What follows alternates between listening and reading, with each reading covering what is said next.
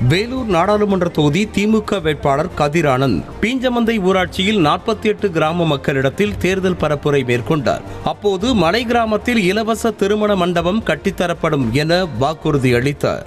என்ன நீங்க இந்த தேர்தலில் உதயசூரியன்ல என்னை ஜெயிக்க வச்சு கொடுத்தா இந்த பகுதியில் இருக்கிற மக்கள் கல்யாணம் பண்றதுக்கு ஒரு நல்ல கல்யாண மண்டபத்தை என் சொந்த செலவுல நான் கட்டி கொடுக்கிறேன்னு நான் வாக்குறுதி கொடுக்கிறேன். நீலகிரி தொகுதியில் பாஜக சார்பாக போட்டியிடும் மத்திய இணையமைச்சர் எல் முருகனுக்கு ஆதரவு கேட்டு அன்னூர் உள்ளிட்ட பகுதிகளில் திரைப்பட டான்ஸ் மாஸ்டர் கலா நடனமாடி வாக்கு சேகரித்தார். சிறுமிகள், பெண்கள் என அனைவருடனும் நடனமாடிய கலா மாஸ்டர் துண்டு பிரசுரங்களை வழங்கினர்.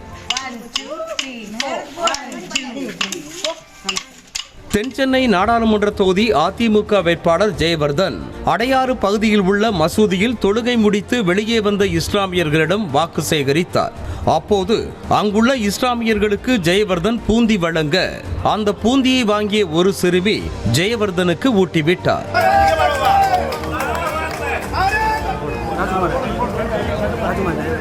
கரூர் தொகுதி அதிமுக வேட்பாளர் தங்கவேலை ஆதரித்து முன்னாள் அமைச்சர் எம்.ஆர். விஜயபாஸ்கர் கிராமம் கிராமமாக சென்று தீவிர வாக்கு சேகரிப்பில் ஈடுபட்டு வருகிறார். அந்த வகையில் தனது சொந்த ஊரான ஆண்டாங்கோவில் கீழ்ப்பாகம் மற்றும் அதன் சுற்றுவட்டார பகுதிகளில் வீடு வீடாக சென்று வாக்கு சேகரித்தார்.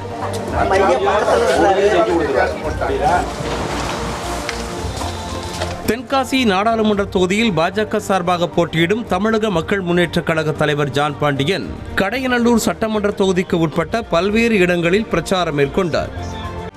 செய்திகளை உடனுக்குடனும் துல்லியமாகவும் தெரிந்து கொள்ள சப்ஸ்கிரைப் பண்ணுங்க.